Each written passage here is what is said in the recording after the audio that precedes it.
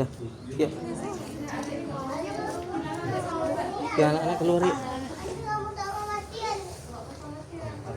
Pak, ada habis warna mainan sebuah aja.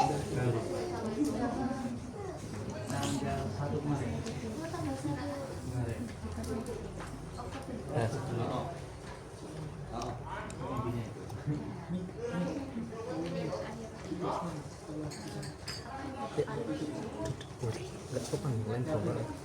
Ayo ikut. Ayo, masih. Udah keluar. Bu, yang keras ya nanti Bu. Bu Rina. Yang keras. Suaranya. Pakai mic aja. Oh, ada mic. Oh iya. Oh ya. Kita standby kan ya nanti ya. Nanti mati di ini ya Mas ya. Saya tugas ngomong nanti saya.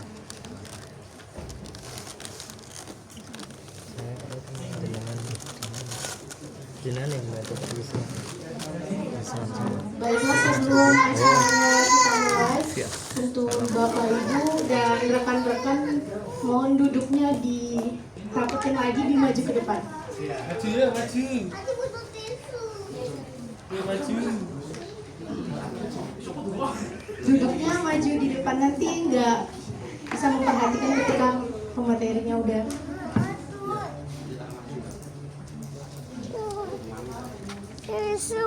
Dia harus ikut bapak ya. Ya, bapak punya mainan tuh, sayangnya ikut bapak. Kita ambilin ayo. Ya itu tisu. Sama tisu, Ya, Bapak. ambilkan ya Timur. Oh itu tuh. Oh makasih Om. Sini duduk. Sama ibu. Siapa yang mau ini? Siapa yang mau ini?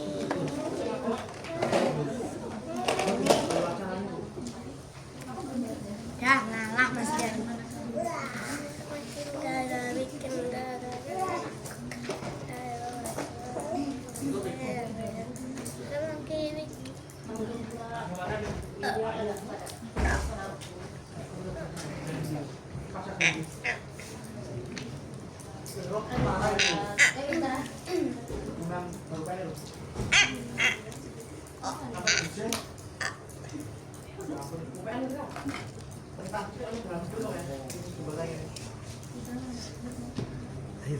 Gimana rekan-rekan? Udah bisa dimulai?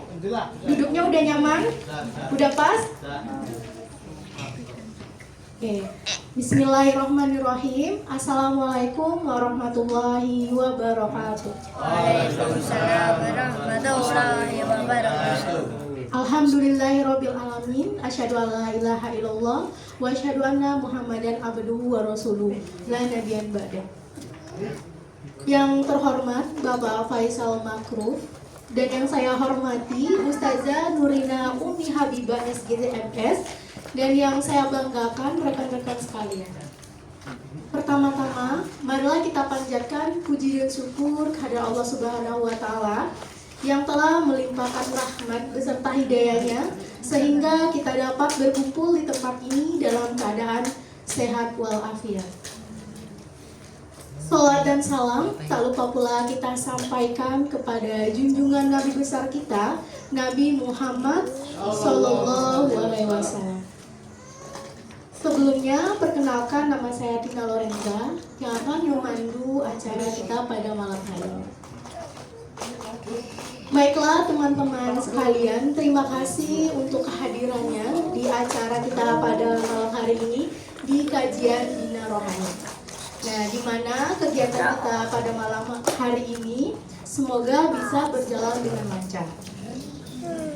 Baiklah, adapun susunan acara kita pada malam hari ini, yang pertama pembukaan, yang kedua kata sambutan, yang ketiga penyampaian materi, sesi diskusi dan tanya jawab, kemudian ada penutup dan dokumentasi. Baiklah, acara yang pertama, marilah kita buka acara ini dengan melafazkan basmalah bersama-sama. Bismillahirrahmanirrahim. Acara yang kedua yaitu kata sambutan dari Pak Faisal. Waktu dan tempat dipersilakan.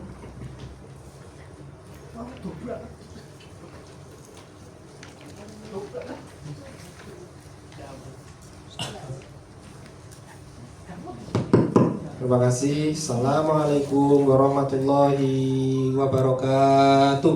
Waalaikumsalam warahmatullahi wabarakatuh. Alhamdulillahilladzi arsala rasulahu bil huda wa dinil haqq liyudhhirahu 'ala dini kulli wa kafa billahi shahida. Asyhadu an la ilaha illallah wahdahu la syarikalah wa asyhadu anna Muhammadan abduhu wa rasuluh. Yang saya hormati Ibu atau enggak? Ustazah aja sini. Ustazah Nurina Umi Habibah serta suami Mas Piska. Mas Piska. Terima kasih sudah berkenan hadir di rumah singgah kami. Salah satu outsosnya Majelis Pembinaan Kesejahteraan Sosial BUMN. Dan yang saya hormati ada teman-teman magang beserta ada teman-teman dari Kesekretariatan MPKS. Alhamdulillah, puji syukur pada malam hari ini kita bisa berkumpul di malam Jumat Minggu terakhir. Memang kita punya agenda rutin bersama pasien itu biasanya kalau nggak masak bareng nanti ngaji bareng. Berhubung malam hari ini ada tamu dari Fakultas Kesehatan UGM, lah acaranya kita gabungkan sekalian. Untuk malam hari ini kebetulan memang pasien kami 4. Oh ya, ada 4. Biasanya memang 8 penuh. Malam hari ini ada 4. Kebetulan juga bulan ini ada yang magang dari Surya Global PKS ya, Fakultas apa?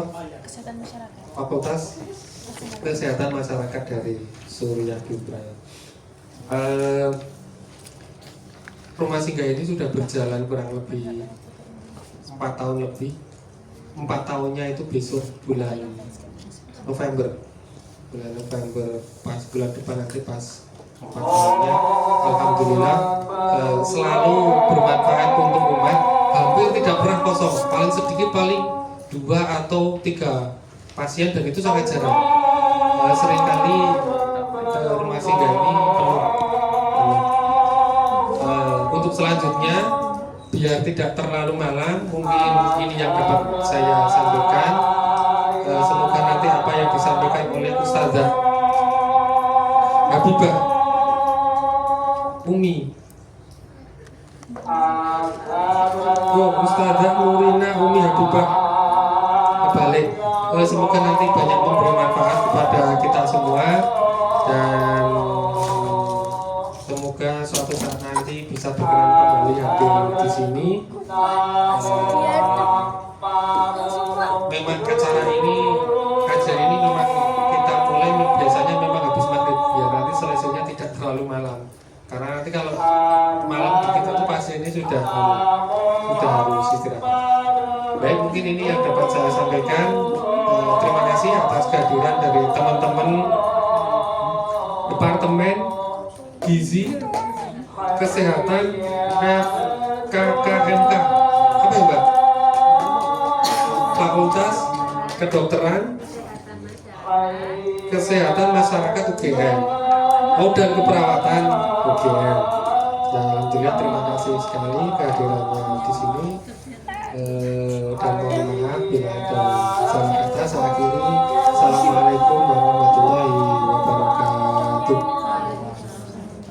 Dan nanti untuk surat hisabnya nanti terakhir ya. Jadi kita surat hisab sendiri di sini sekalian dokumentasi.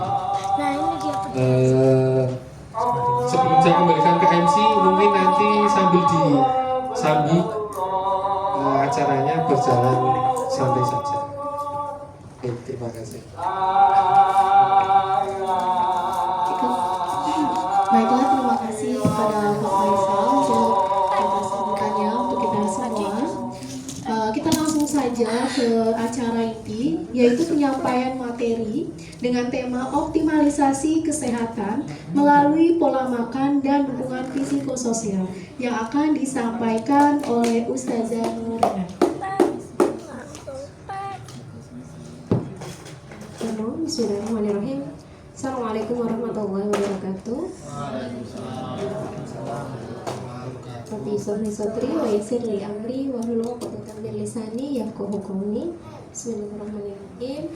Pertama-tama saya ucapkan terima kasih matur nuwun, kami disambut dengan sangat baik dari Departemen Gizi Kesehatan FKKMK.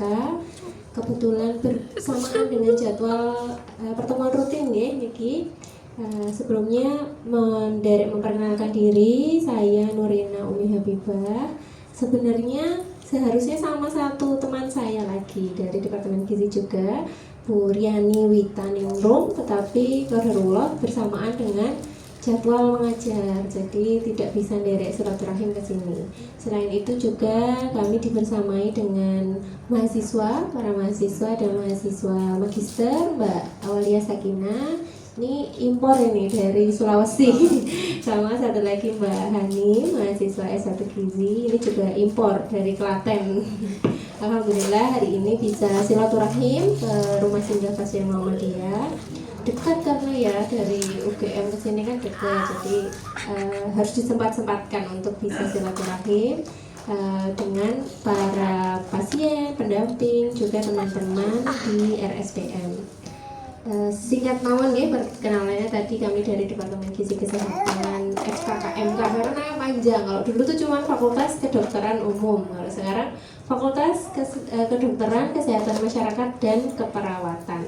Mungkin beberapa pasien atau pendamping yang sering silaturahim ke Sarjito, nah ini kami dekat. Nah, kami di seberangnya Sarjito, Bu. Pas di seberangnya Sarjito itu FKKMK. Jembatan Ya, melewati jembatan atau yang dari pintu masuk itu juga masih dari jembatan sepanjang depannya Sarjito itu FKKMK semua itu.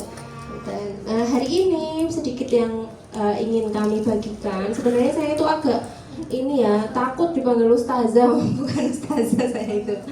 Saya itu ibu rumah tangga biasa yang kebetulan nyambi jadi staf di Departemen Gizi. Ini kebetulan semua supporter saya derek. Ada dua yang rame sama Pak Sopirnya juga derek. Ini temanya mengenai seimbang gizinya, kuat tubuhnya, sehat sehari-harinya. Selain ini nanti juga tentang dukungan psikososial. Tapi yang pertama mengenai tema gizi seimbang dulu ya, seimbang gizinya. Secara umum di Indonesia ini mengalami peningkatan populasi usia lanjut. Jadi memang nantinya nih ya, semakin ke depan itu semakin banyak yang berusia lanjut, terutama di Jogja. Jogja ini selain destinasi wisata juga destinasi pensiunan. Sehingga memang nantinya sepertinya ini prospeknya rumah singgah ya, tamunya itu akan semakin banyak sepertinya, karena semakin banyak lansia itu juga salah satu resiko semakin meningkatnya berbagai macam penyakit-penyakit kronis seperti itu. Ini rata-rata ada di ya, saat ini memang ada di 15 sampai 64 tahun itu sekitar 76%, yang di atas 65 tahun tuh yang terdata baru 6%, tapi yang di usia 16 sampai 64 tahun ini berarti kan 10-20 tahun ke depan yang akan menjadi populasi lansia. Jadi memang ke depannya itu semakin banyak populasi lansia. Nah, menurut data statistik, jenis-jenis penyakit kronis yang banyak muncul baik di usia rentang usia yang bervariasi itu juara satunya itu stroke. Kemudian serangan jantung, iskemik, TB, tuberkulosis, kemudian sirosis itu penyakit di hati, bukan penyakit hati iri dengki ya, maksudnya penyakit hati fungsi livernya. Kemudian ada penyakit paru-paru, kemudian diabetes mellitus, hipertensi, dan penyakit ginjal. Di Jogja sendiri ini karena lansianya itu termasuk 5 besar di Indonesia, kelompok lansianya banyak, itu penyakit kronis ini sudah sering sekali ditemukan. Seharusnya teman-teman di RSPM baik pasien, pendamping ataupun relawan dan staf tidak asing lagi nggih dengan jenis-jenis penyakit kronis ini karena ditemukan jamak di rumah sakit. Gejala umumnya penyakit kronis ada tentang gampang kelelahan, tadinya bisa beraktivitas jalan 5 kilo itu jalan 2 kilo sudah mulai kelelahan. Itu bisa salah satu tandanya ada penyakit kronis atau fungsi tubuh yang menurun. Kemudian juga sering sakit tidak wajar, baik itu pada bagian persendian, pada boyok ini ya, penyakitnya faktor U itu kan boyoken. Kemudian juga ada penurunan berat badan yang tidak bisa dikendalikan. Jadi bukan karena diet, bukan karena mengurangi makan, bukan karena jarang makan, tetapi kok susutnya itu banyak. Disebutnya itu involuntary weight loss. Jadi kehilangan berat badan yang memang tidak disengaja, tapi banyak, turunnya itu di atas 5 kilo dalam sebulan.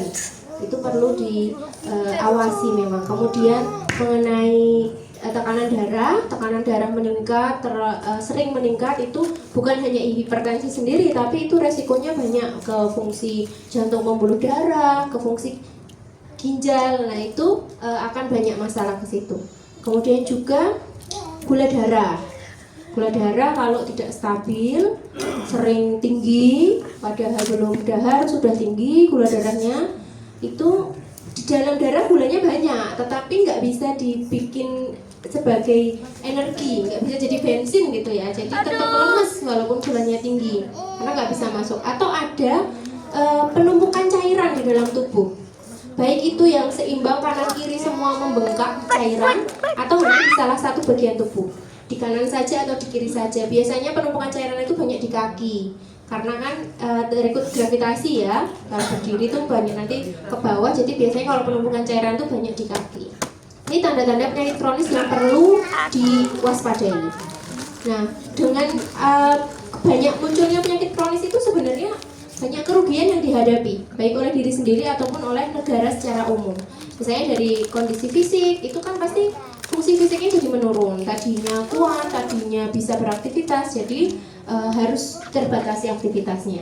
Dari sisi ekonomi juga demikian, harus berobat, harus sering kontrol, itu kan ada beban ekonomi di situ. Nah, salah satunya yang menjadi perannya RSPM kan memfasilitasi gitu ya, supaya terbantu secara ekonomi pasien-pasien dengan penyakit kronis. Kemudian juga kerugian sosial. Kalau sakit itu kan biasanya jadi nggak bisa serawung ya, nggak bisa serawung sama tetangganya, nggak bisa serawung sama saudaranya, fungsi sosialnya jadi menurun. Kalau ibu-ibu nih yang sakit jadi ketinggalan gosip-gosip terkini gitu ya. Nah itu kalau bapak-bapak yang sakit jadi tidak bisa rondo, tidak bisa apa mas? Gotong royong, nggak bisa ikut kerja bakti gitu ya. Jadi fungsi sosialnya juga menurun dengan adanya penyakit kronis. Ada juga gangguan psikologis. Kalau psikologis ini biasanya datang mulai karena tidak memanajemen emosinya terganggu. Jadi dari yang stres ringan sampai menjadi stres berat, sampai menjadi depresi, itu banyak ditemukan pada pasien-pasien dengan penyakit kronis. Sistem kesehatan nasional ini terkait dengan ketahanan ekonomi negara ya. Kebetulan kalau sekarang sih bisa pakai BPJS gitu nih kalau berobat itu. Ada BPJS kesehatan, BPJS ketenagakerjaan, macam-macam. Sebenarnya secara beban ekonomi kalau ada BPJS itu bisa membantu. Nah, sekarang perannya gizi itu gimana? Karena untuk manajemen penyakit kronis itu banyak aspek, tapi salah satunya ini tentang perannya gizi. Perannya gizi pada manajemen penyakit kronis itu bagaimana? Mengenai asupan sehari-hari. Qadarullah manusia hidup itu kan harus makan. Harus makan makanan, kalau menurut Al-Quran ya makanan yang halal dan thayyib. Harus makanan yang halal dan baik untuk tubuh, tidak memberikan efek yang buruk. Itu bukan hanya ilmu pengetahuan yang ada di buku, ada di jurnal gitu ya, bukan hanya dokter, bukan hanya ahli gizi yang tahu. Bahkan di Al-Quran itu sudah diajarkan mengenai asupan yang halal dan thayyib itu. Di Indonesia ada tuntunannya. Kalau kayak orang Islam pedomannya itu Al-Quran dan hadis gitu nggih. Nah kalau dalam hal asupan makan ini ada pedomannya yang disusun, yaitu mengenai isi piringku. Di dalam piring tidak hanya sekedar makanan untuk membuat kenyang, tapi makanan untuk mempertahankan kesehatan dan memperbaiki kualitas hidup. Ada makanan pokok yang warnanya ungu. Nah ini paling tidak sepertiga piring, jangan sepertiga tapi tiga lantai, jadi tinggi banget. Nah itu ya, cuman sedikit, cuman sedikit banget kok mbak di pojokan piring, tapi 3 lantai gitu ya, tinggi gitu. Kalian sepertiga piring, karena bagian yang lain harus diisi komponen makanan lain, jangan nasi semua. Ada komponen sayurannya. Sayurannya kalau untuk dewasa, ini isi piring untuk dewasa, beda dengan anak. Ini secara umum untuk dewasa. Porsi nasi sama porsi sayur itu harusnya sama. Sayurannya nggih, bukan kuahnya. Isi sayurannya. Sayur bayam itu banyaknya bayamnya. Kadang misalnya dikasih oyong atau dikasih wortel lah, itu banyaknya tuh sama dengan nasinya. Kalau nasinya 2 centong, bayamnya juga 2 sendok. Itu belum sama kuahnya. Jangan, oh saya makan sayur setiap hari sampai 1 mangkok setiap makan. Ternyata isinya kuah semua gitu, jadi sayurannya tidak masuk. Kemudian sepertiga yang lain isinya lauk dan buah-buahan. Ini dipertahankan asupan yang baik untuk isi piringku yang sehat seperti itu ya. Gizi seimbang tidak hanya tentang isi piringku, tapi juga mengenai kebersihan, menjaga kebersihan diri, cuci tangan sebelum makan, cuci tangan setelah makan, jaga kebersihan mandi seperti itu ya. Kemudian juga aktivitas fisik, olahraga. Olahraga itu kadang suka disalahartikan sama ibu-ibu, kalau sudah ngepel, nyapu, umbah-umbah sama jemuri sama asah-asah dibilangnya sudah capek, sudah aktivitas fisik gitu ya. Padahal namanya aktivitas fisik itu yang konsisten paling tidak 15 sampai 30 menit. Jadi kalau ngepel itu gerak terus sampai 15 menit, setengah jam, nah itu baru bisa dibilang aktivitas fisik. Bapak-bapak juga suka disalahartikan. Wes wes kerja bakti, wes aktivitas fisik gitu. Padahal seharusnya aktivitas fisik itu sampai bisa menghilangkan lemak atau membuat bagian otot. Kemudian juga gizi seimbang tidak boleh dilupakan asupan cairan. Cairan itu ada minum air putih, kuah, kemudian dari buah-buahan yang banyak airnya itu juga termasuk cairan. Tadi mengenai isi piringku ini bermacam-macam ya, tidak harus dengan wadah makan seperti ini. Wah, jari Bu Nurina aku tuh isi piringku, aku kudu tuku piring anyar iki, boten. Tidak harus dengan piring yang baru. Yang dipahami itu konsepnya bahwa sepertiga tadi, sepertiga isi piringnya adalah nasi, kemudian sepertiga yang lain sayur, seimbang antara sayur dan nasinya. Kemudian nih contohnya ini godaan sekali ya, malam-malam lapar bikin Indomie. Tapi kalau cuma Indomie tidak kenyang, ditambahinnya nasi ya. Padahal mie sendiri adalah karbohidrat gitu ya. Mie itu karbohidrat, nasi juga karbohidrat. Ini isinya karbohidrat semua piringnya. Nah ini contoh piring yang apartemen, jadi ada 3 lantai itu. Tidak boleh body shaming ini ya, tidak boleh body shaming. Jadi udah karbo semua, kemudian berlantai-lantai, tumpuk undung. Nah itu isinya adalah karbo semua, tidak seimbang, tidak sesuai isi piringku tadi. Atau beli nasi goreng, nasinya kan 4 centong, sayurannya hanya timun 2 iris sama tomat 1 iris. Merasa aku sayur iki pokoknya, padahal hanya 2 iris seperti itu. Ini benar apa salah ya kira-kira ya kalau makannya karbo dan karbo ini? Salah, tapi dipraktekkan sehari-hari.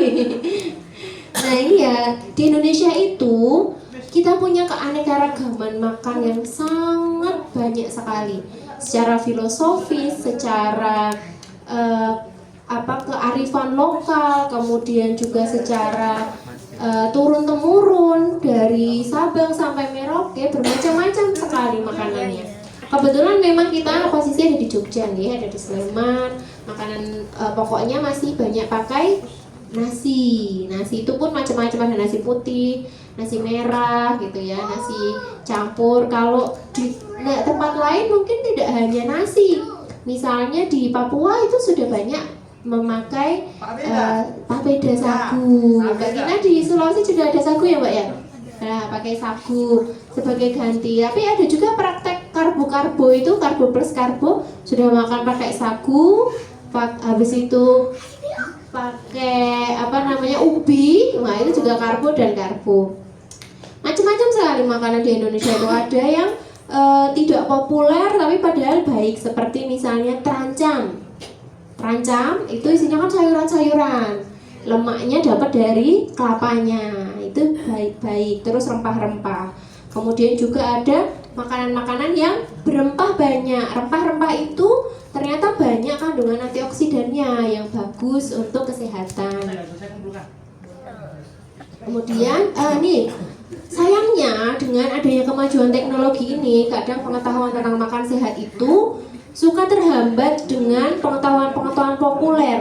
Lihat FYP, lihat video mukbang gitu ya. Wah, di situ udah tahu harus makanan sehat, yang dilihat mukbang, maraknya kepengen gitu, lupa kalau sudah kenyang, lapar lagi gitu. Ini kadang memang tontonan-tontonan baik itu audio, visual, di berbagai macam media sosial itu bisa kontra dengan prinsip gizi seimbang tadi. Prinsipnya tahu, tetapi ketika dipraktekkan itu banyak godaannya gitu ya. Contohnya juga ada promo, beli satu gratis satu atau paketan. Kalau beli paket ini gratis minum, nah itu kan menggiurkan ya Mas ya. Lumayan ya, 10.000 dapat porsi 2 gitu. Nah itu dilakukan berulang-ulang. Jadinya tadi yang seharusnya sudah tahu mengenai isi piringku tadi, jadi ambiar bubar semuanya karena mau mengedepankan pengiritan. Nah itu ya, jadi sudah lupa kalau harusnya ada sayurannya gitu. Misalnya adanya ini ya Mbak, nggak ada kalau di warung itu, adanya cuma nasi sama ayam. Tapi kan setelah itu bisa diupayakan dengan berarti harus makan buah setelah ini, karena tadi di atas piringnya belum ada buahnya. Mungkin bisa diupayakan dengan gandum sayur, karena tadi belum makan sayurnya. Jadi isi piringku yang tadi sepertiga bagian itu, kalau memang tidak bisa dilakukan sekaligus, tidak bisa diasup sekaligus, boleh kok terpenuhi asal dalam kurun hari yang sama, seperti itu. Nih ya, promosi-promosi itu bertolak belakang dengan prinsip-prinsip kesehatan. Nah, apalagi di daerah perkotaan ini banyak tren gaya hidup yang sulit untuk menggoda iman gitu ya istilahnya. Dari stres pekerjaan, stres aktivitas, stres karena berinteraksi dengan teman-teman yang lain atau komunitas yang lain, kemudian aktivitas fisiknya terlalu ringan. Gojek kan gampang ya sekarang, capek gojek gitu. Kalau enggak nanti temannya nebeng temannya, padahal sebenarnya jalan bisa. Ini uniknya ya, setelah pas saya kebetulan kami tinggal di Imogiri, itu suami saya itu selalu protes kalau diajak jalan. Katanya nanti dirurui sama tetangga, dikira itu kenapa gitu, kok jalan kaki gitu. Misalnya cuma 1 kilo 2 kilo itu naik motor, jadi ngeluarin motor, enggak ya naik sepeda, karena kalau jalan suka dikira kenapa-napa gitu. Padahal kan pengennya hidup yang lebih sehat gitu ya, jalan gitu. Tapi kadang tidak hanya di perkotaan, ternyata di mana-mana itu ada tantangannya. Kemudian untuk terutama yang bekerja atau yang suka berlama-lama dengan kegiatan tertentu, misalnya yang sedang kontrol, itu kalau mau ditinggal nanggung, takutnya dipanggil, tapi ditunggu nggak dipanggil-panggil, pada akhirnya jadi nggak makan-makan, skip waktu makannya, makan siangnya jadi nanti aja sore sekalian, atau enggak Pak, atau kontrolnya niku meruput, ya toh, harus ke rumah sakit meruput, nggak cuma pasiennya, pendampingnya, yang nyupirin ambulan, yang nemenin relawannya, setelah kesesong tidak usah sarapan, jadi skip sarapannya. Gitu. Nanti semua balas dendamnya di malam. Harusnya kan kalau dahar itu nggak boleh 1 jam sebelum tidur kok makan gitu kan, itu yang membuat penumpukan lemak. Nah karena dari tadi belum makan, pas makan malamnya di sahur utang langsung sare. Nah itu yang membuat kenaikan berat badannya tidak terkontrol.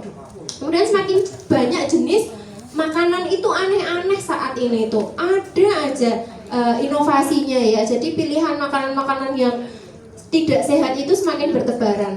Kemudian juga fasilitas GrabFood, GoFood, Shopee Food semakin ada di mana-mana. Tadinya udah nggak usah makan nggak apa-apa, aku mau tidur, kok buka HP ya toh? Ada iklan Shopee, dibuka, di check out, tiba-tiba diparani Pak Kurir datang. Nah itulah kemajuan teknologi yang kadang menggoyahkan iman-iman kita mau berusaha hidup sehat itu ya. Nah padahal secara umum di gizi seimbang itu punya banyak sekali ini agak nggak kelihatan ya, ada pesan-pesan gizi seimbang tentang makan beraneka ragam, membatasi gula, garam, dan minyak, kemudian juga aktivitas fisik, mengontrol berat badan. Jadi harus dikontrol ini. Sebenarnya saya kalau membahas berat badan tuh bukan bermaksud nyindir suami saya sendiri gitu ya, tapi suami saya itu suka overthinking kalau saya sudah ngeluarin timbangan. Karena saya rutin mengeluarkan timbangan untuk nimbang satu-satu, anak-anak juga saya timbang, saya juga nimbang. Karena memang kita harus, mas saya boten ngono jenengan lho mas, kok malah ditinggal medal. Boten lho mas kula masak itu. Boten lho. Saya tidak mau body shaming, tapi saya harus menyampaikan kebenaran ini ya memang.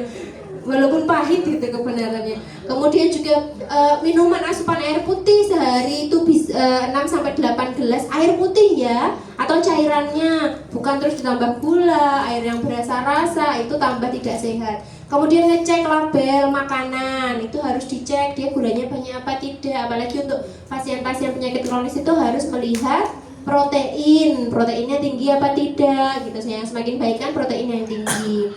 Kemudian menjaga kebersihan, sarapan setiap hari. Kemudian juga ini pesan yang terakhir itu tentang bersyukur dan menikmati makanan yang ada.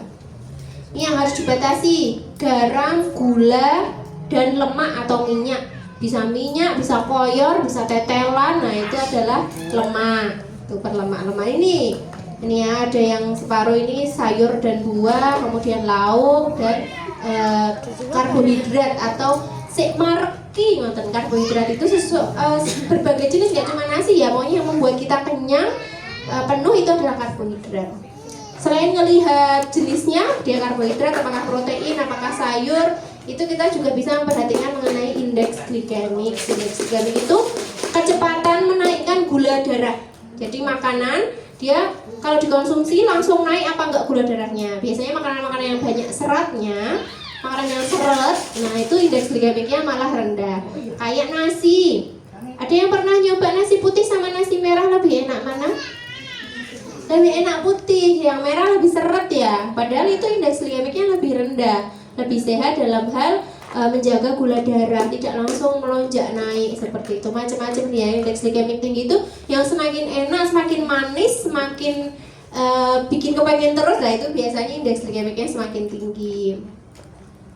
Macam-macam buah pun juga punya perbedaan. Kalau buah itu biasanya semakin matang, semakin empuk, semakin manis, itu indeks glikemiknya juga semakin tinggi. Kalau buah kayak pisang yang belum kulitnya nggak sampai coklat-coklat hitam-hitam, itu indeks glikemiknya belum begitu tinggi. Kalau pisang yang sudah sampai matang banget, empuk banget, melonyot gitu ya istilahnya, itu biasanya indeks glikemiknya sudah lebih tinggi.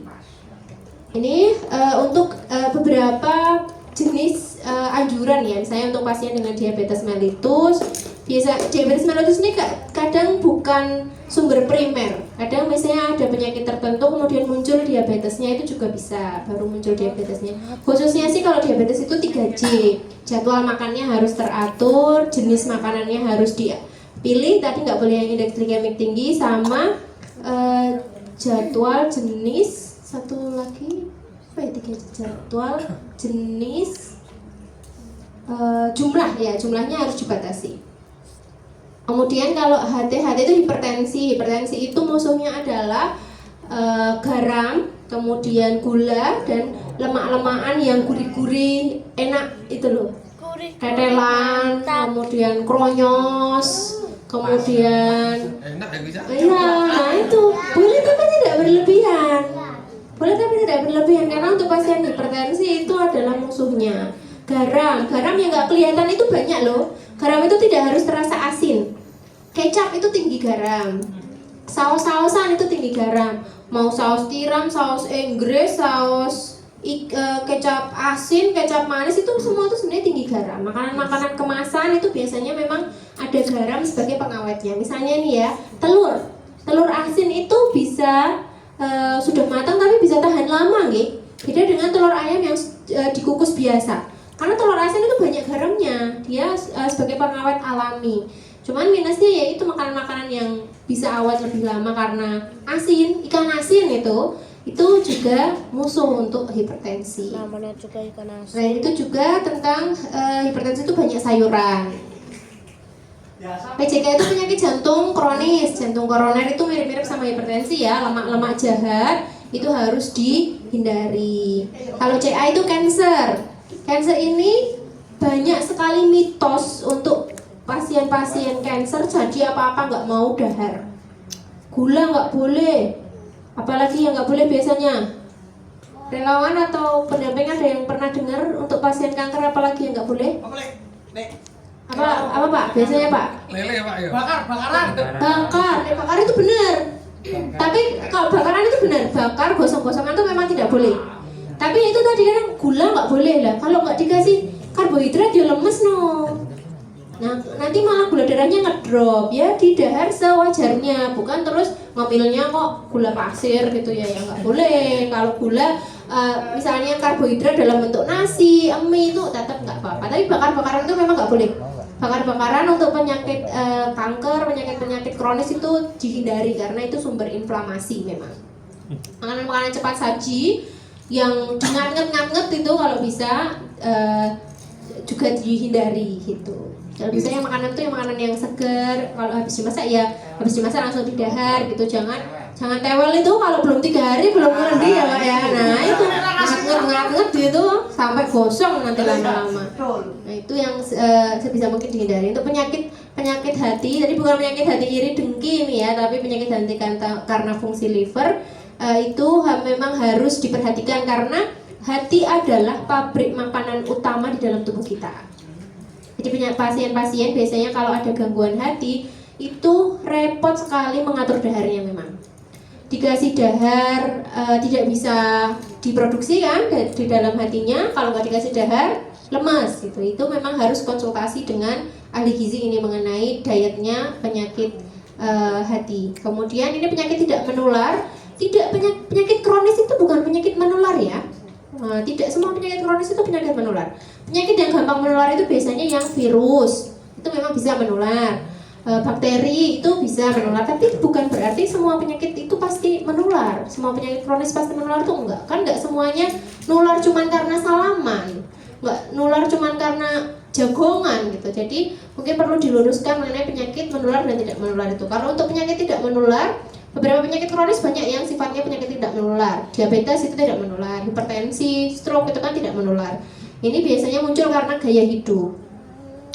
Harus banyak aktivitas fisik gitu ya, dilakukan yang sebisanya. Mungkin beberapa pasien atau pendamping yang memang terbatas pergerakan fisiknya ya, misalnya bisanya cuma di RSPM aja ya, sambil nyetel YouTube gitu ya, senam gitu, bergerak, yang penting ada pergerakan tubuhnya, baik tangan, kaki, badan itu ada pergerakannya. Ini tadi tentang informasi nilai gizi memang perlu diperhatikan. Lihat di labelnya, di belakangnya itu ya, mengenai tulisannya informasi nilai gizi. Bisa dilihat tentang energi, gulanya seberapa, semakin banyak berarti semakin tidak baik. Itu dilihatnya bukan kemudian hanya satu. Biasanya ini berlaku kalau kita mau membandingkan sama-sama susu, mau dibandingkan. Nah itu dilihat tuh belakangnya. Dilihat proteinnya semakin tinggi itu semakin baik kalau untuk susu. Gulanya kalau bisa yang fruktosanya atau sukrosanya rendah. Kalau laktosa itu memang gula susu, itu bukan gula karena tambahan kalau laktosa itu. Nah, ini harus diperhatikan. Atau misalnya karena butuh hemoglobinnya rendah, jadi butuh makanan yang zat besinya tinggi. Nah itu bisa dilihat tuh di kemasannya, coba dibandingkan karena butuh naikin hemoglobin. Nanti coba cari yang zat besinya lebih banyak.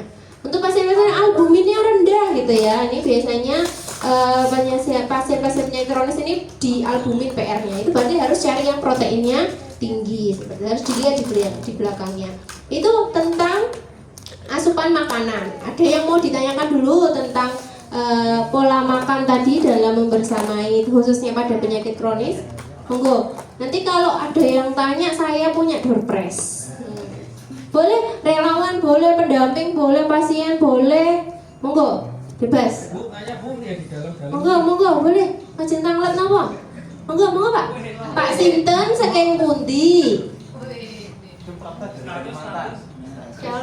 Ini diimpor juga dari Kalimantan ya. Pripun, Pak? Mengatasi gula darah, Mbak. Gula darah. Gulanya kenapa? Tinggi ya? Gulanya Cara tinggi. mengatasinya. Oh iya.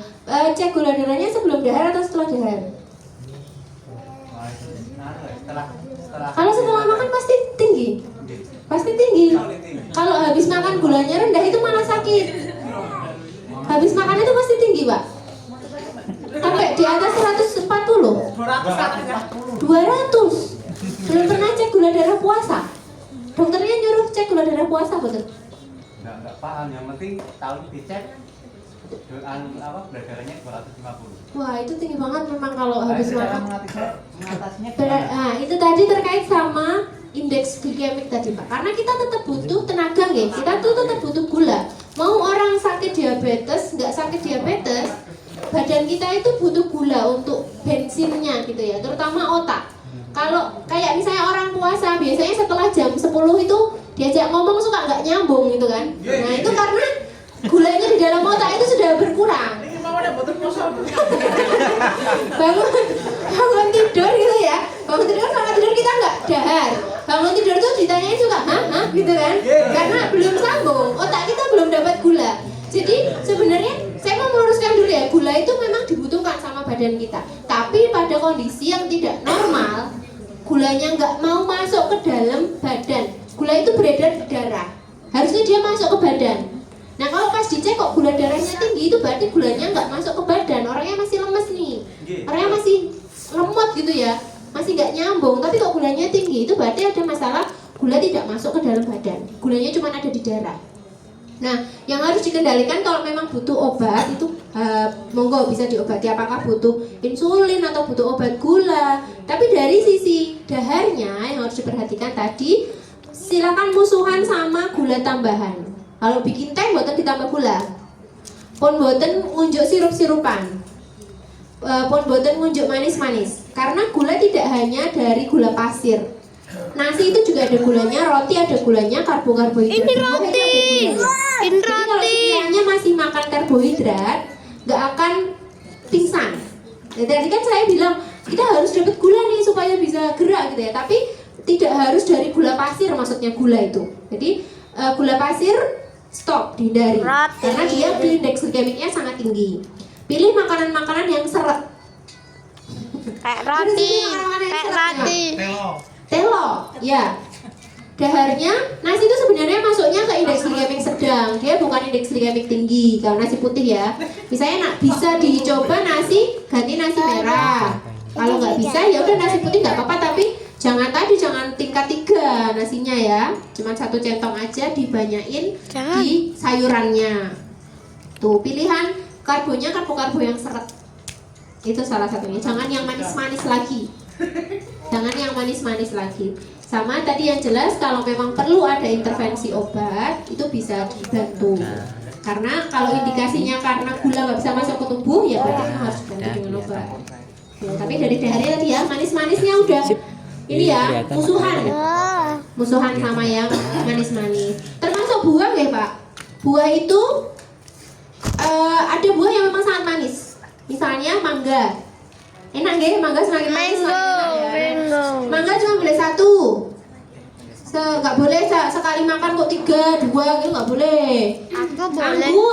Anggur zaman sekarang itu gendut-gendut, glowing ya tau, manis banget nggih kayak makan gula. Anggurnya harus dibatasi. Klengkeng. Kalau jeruk gimana? Jeruk kalau masih dimakan itunya ya, jeruknya jangan cuma airnya yang disesepin. Karena ada seratnya itu membantu. Aku tadi makan airnya doang. Nah enggak, tapi ini kok jangan terus walaupun ini sakulit. Ampun. Jadi ya jangan cuma airnya tuh disesepin. Dia nanti cepet naikin gula juga kalau cuma airnya disesepin. Seratnya harus ikut dimakan. Jadi supaya serat itu memperlambat penyerapan gula di usus. Terus buat tadi yang main manis-manis, kelengkeng, rambutan, anggur, pokoknya kalau kepengen sekali itu tombol pengen. Jangan sak keranjang ditelas kayak sak degan nonton buah itu gulanya wes langsung meningkat tajam pasti. Karena gula darah tinggi itu bukan berarti terus akan hiperaktif gitu ya, karena banyak tenaga enggak. Kalau gula nggak bisa masuk ke badan nggak akan bisa aktif. Itu Pak. Mugi-mugi paling sehat nih. Amin, amin. Ada lagi yang lain? Ya, ayo Mbak. Piksut, ayo. Namanya siapa? Dari mana?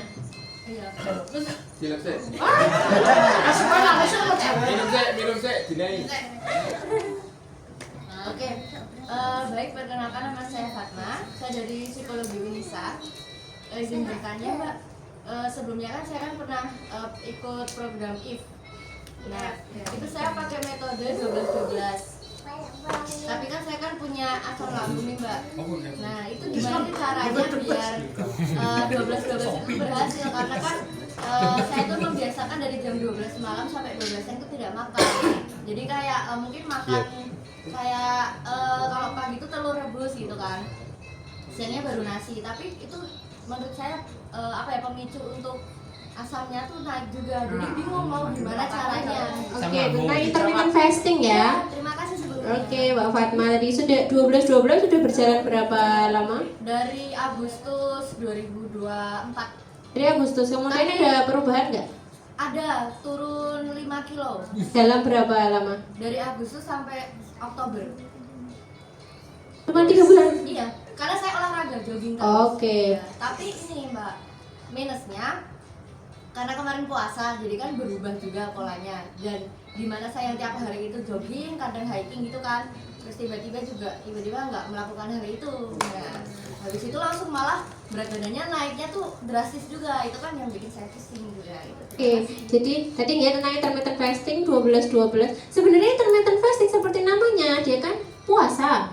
Ya kalaupun bulan Ramadan ya tetap intermittent fasting bisa dilakukan, tergantung mau pakai jendela berapa. Tadi 12-12 berarti 12 jam makan, 12 jam puasa gitu kan. Iya.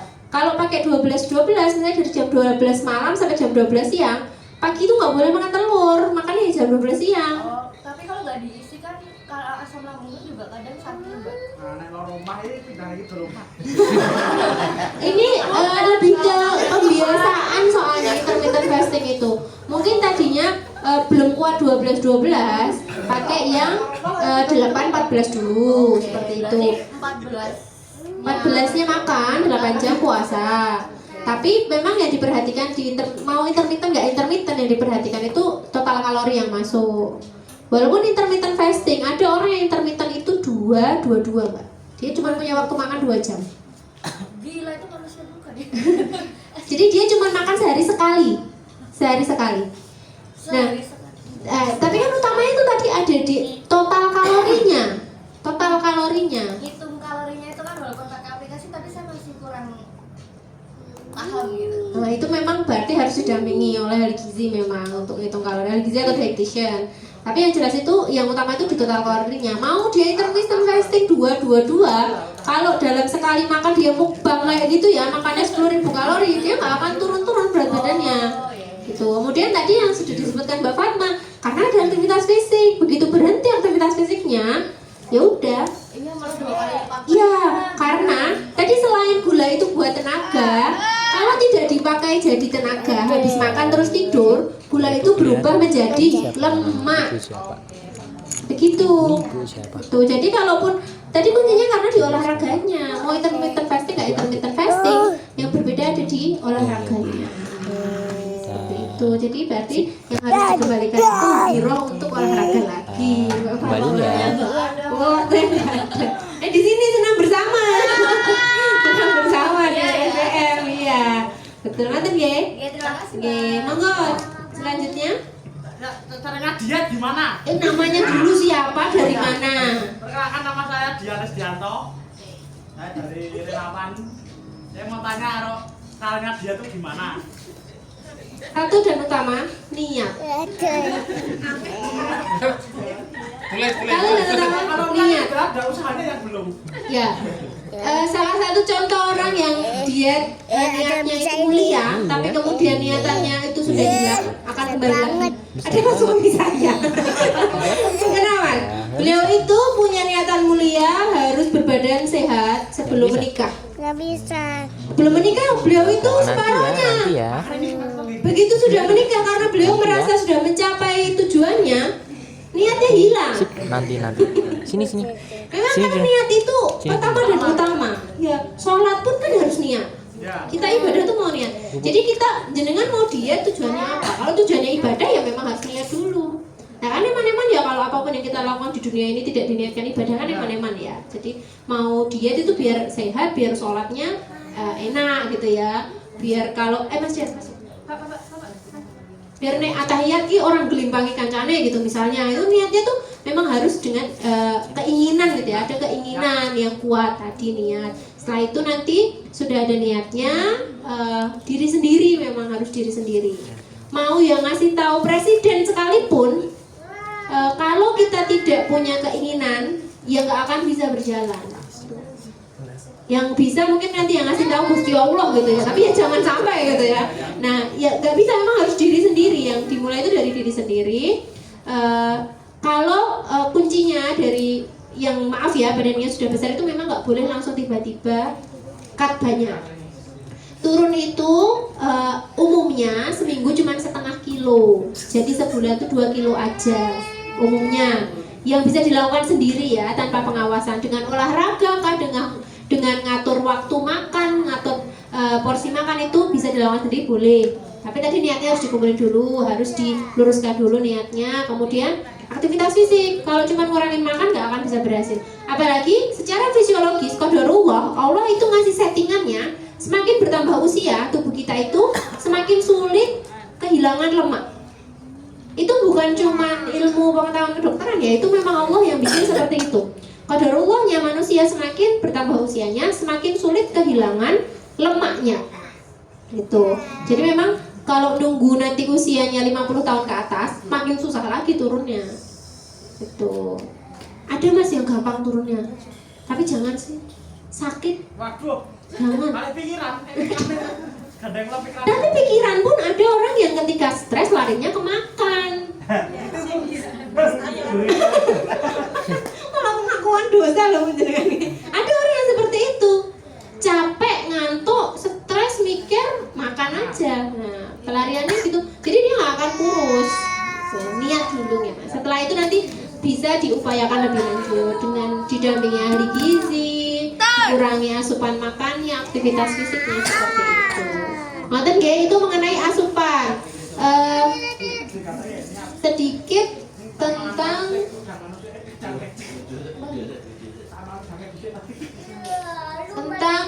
dukungan sosial. Dukungan sosial itu dukungan psikososial, yang ini saya mau lihat. Tadi Bapak Ibu mengisikan ini ya, apa, kuesioner sedikit. Coba kita akan melihat bagaimana Bapak Ibu, teman-teman di sini merasa apakah sudah mendapatkan dukungan psikososial yang baik atau belum. Tadi beberapa yang saya baca itu ya, mereka merasa yang bisa memberikan dukungan itu adalah diri sendiri. Nah, bisa berarti tadi diri sendirinya harus sehat, harus paham untuk bisa menjaga kesehatannya dengan baik. Tapi sebenarnya ini ya, saya itu tidak menemukan karena kebanyakan itu diri sendiri atau keluarga gitu ya, orang-orang tersayangnya seperti itu. Mungkin ini maksudnya karena dukungan yang dirasakan secara langsung. Ada dukungan yang tidak pernah putus dan tidak akan berhenti, baik di dunia ataupun di nanti-nanti. Itu adalah dukungan dari Allah. Selama Allah memberi kita nafas, itu Allah tuh masih mendukung kesehatan kita di dunia ini, mendukung ikhtiar-ikhtiar kesehatan kita seperti itu. Coba saya bacakan beberapa ya, terutama untuk yang pesan kepada orang lain. Tetap semangat, sehat, sebab apa yang dikonsumsi akan mempengaruhi energi yang dikeluarkan. Ada lagi pesannya ini, jangan patah semangat, kondisimu kini diberikan karena hanya kamu yang mampu. Bukan aku, bukan orang lain, tapi kamu yang mampu menjalani. Cepat pulih ya.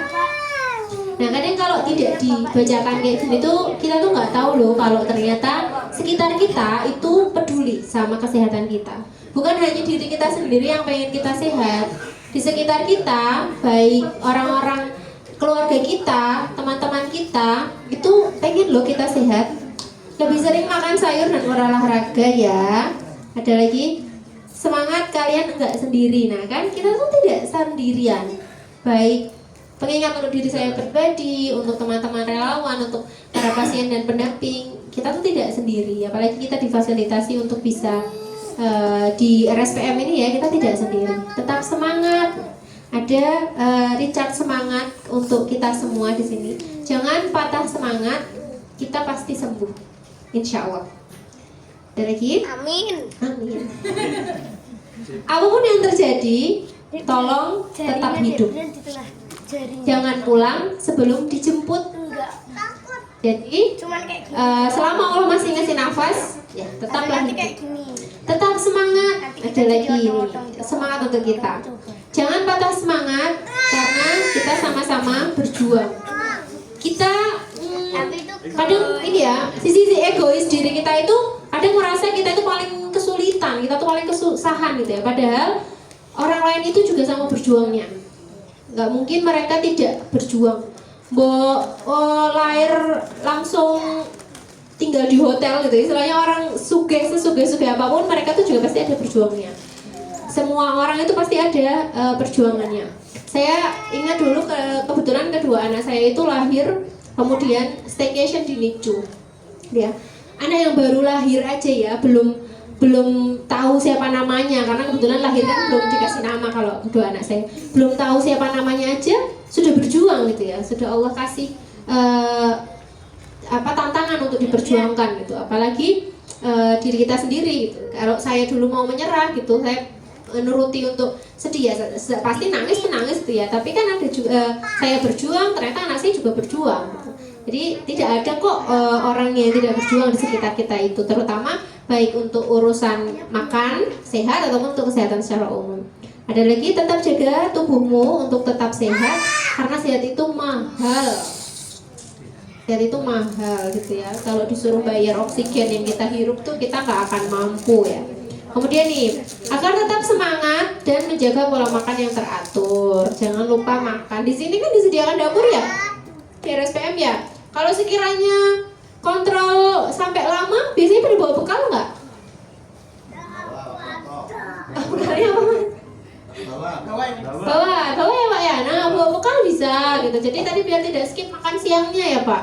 Kemudian semoga sehat selalu dan semangat menjalankan aktivitas.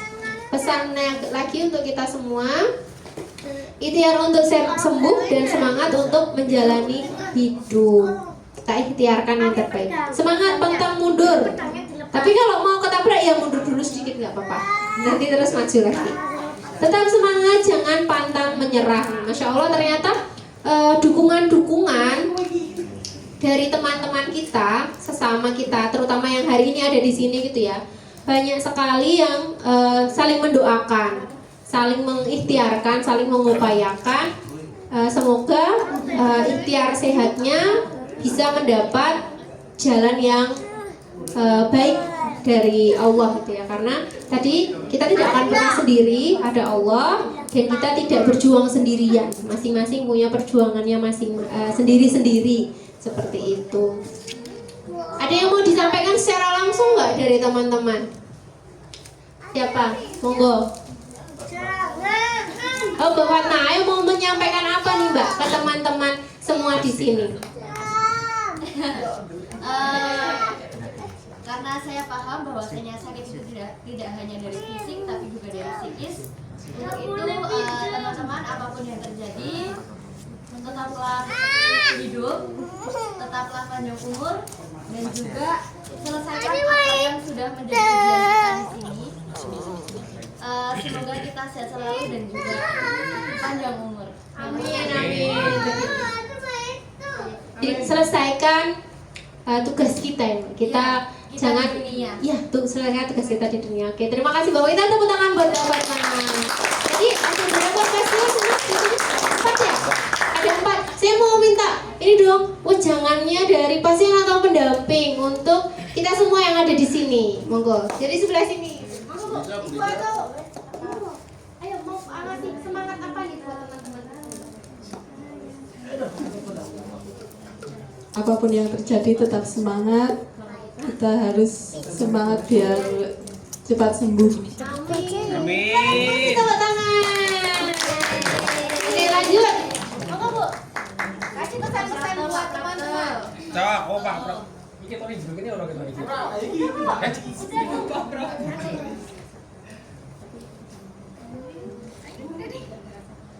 Tetap semangat, berjuang bersama. Oke. Bersih. Burico tetap semangat jalan-jalan makan. Pokoknya tetap semangat walaupun kita sakit, seberat apapun penyakit kita, kita anggap saja kita tidak sakit. Jadi kita untuk kedepannya itu kita bisa enjoy gitu loh. Terus jangan terlalu memikirkan apa ya. Saya memang sebenarnya dari awal itu stres, Ustazah. Saya itu terus terang dulu orang bawaan ya, jadi saya nggak mungkin divonis jantung gitu kan, sampai turun berapa kilo, 10 kilo gitu, dari 87 jadi 79 karena apa, terlalu memikirkan jantung gitu kan. Kalau namanya jantung itu kan inti gitu ya, takutnya tiba-tiba kan. Nah, yang memotivasi saya itu semangat itu anak saya yang di pondok itu. Saya teringat, aduh saya masih punya anak satu kecil di pondok gitu ya. Akhirnya dari situ terus segala sesuatunya aku tak anggap aku nggak sakit biasa aja gitu ya.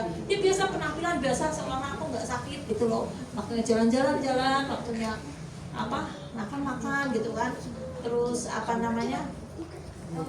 sampai aku itu awalnya dari batu empedu itu kan dari jantung, terus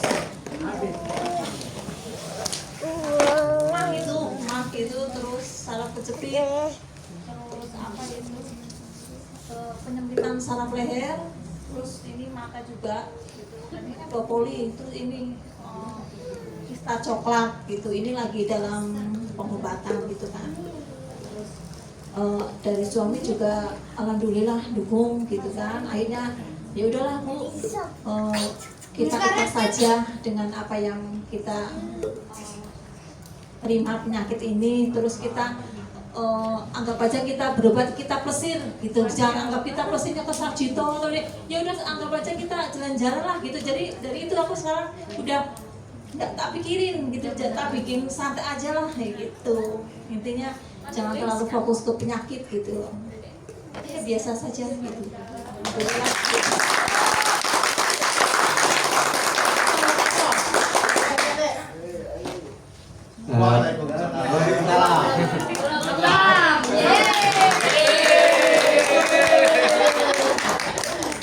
Pesan untuk teman-teman semua yang ada di sini.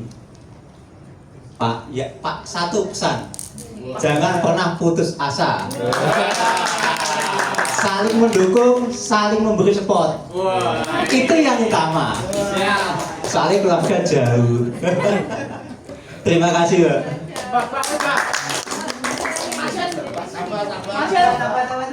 Ini pasien jiwa ini. Pesan. Terakhir. Jangan pernah terakhir rokok atau Cek.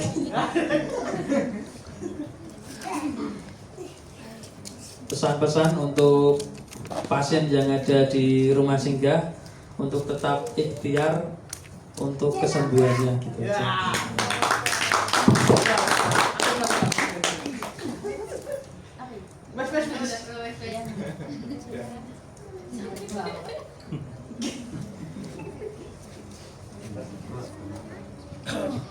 Insyaallah barakallah. Terima kasih sekali ya. Saya pribadi sangat berterima kasih kepada para pasien dan pendamping. Begitu banyak pelajaran yang saya dapatkan, yang kami dapatkan gitu. Makanya saya itu malu dibilang ustazah karena sebenarnya guru-guru kehidupan itu ada di antara kita gitu, ada di sekitar kita. Saudara-saudara kita yang qadarullah mendapat rezeki sakit dari Allah itu ternyata juga menjadi guru yang sangat berharga. Jadi matur nuwun sangat nggih ibu-ibu, bapak, semoga walaupun jauh dari keluarga tapi hangatnya RSPM ini bisa menjadi obat yang melancarkan ikhtiar Bapak Ibu di Jogja ini. Barakallah. Sekali lagi saya mengucapkan terima kasih banyak atas partisipasi Bapak Ibu, Mbak-mbak, Mas-mas semua. Bukan saya yang memberikan materi, ini malah saya yang banyak mendapatkan pelajaran. Semoga teman-teman Mbak Tina dan Mbak Hanim juga bisa mendapatkan pelajaran yang sangat berharga. Saya kira pasti tidak terlupakan gitu ya momen silaturahim ke sini. Kalau untuk materi ini udah selesai, udah nggak ada materi lagi gitu ya, sudah selesai. Teman-teman juga sudah saling berbagi tadi, kita sudah sharing, saling berdiskusi. Malah saya pribadi mohon maaf jikalau dalam sowan ke sini, dalam silaturahmi kami ke sini, dalam menyampaikan sedikit ilmu yang kami ketahui itu banyak kesalahan, banyak kekurangan. Semoga bisa menjadi manfaat yang baik dan bisa menjadi media silaturahim di waktu-waktu ke depan. Semoga tidak kapok ya kami rusui main ke RSPM lagi. Mungkin saya cukupkan, saya kembalikan ke MC. Wassalamualaikum warahmatullahi wabarakatuh. Waalaikumsalam warahmatullahi wabarakatuh. Oke, sebelumnya terima kasih kepada Ustazah atau Ibu nih. Oh, panggilnya Mbak ya. Terima kasih kepada Mbak Nurina. Oke, izin mengulas ya teman-teman. Jadi kesehatan itu mahal. Jadi kita lebih baik mencegah daripada mengobati. Hidup lebih lama lagi untuk orang-orang yang kita sayang.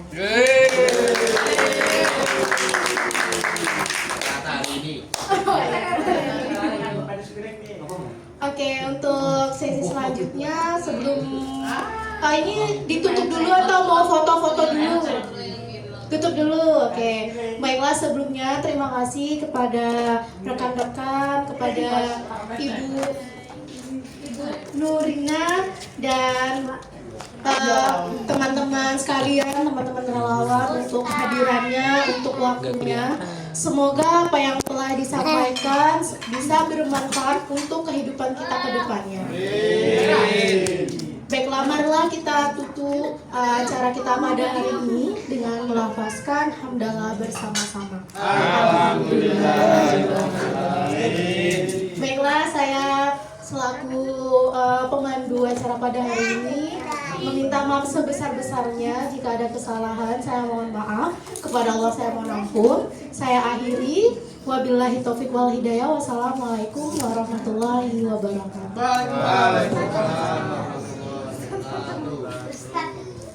Untuk selanjutnya kita foto-foto terlebih dahulu.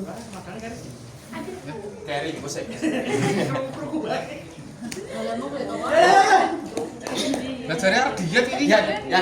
Wah, diet. Sisa dilihat teh.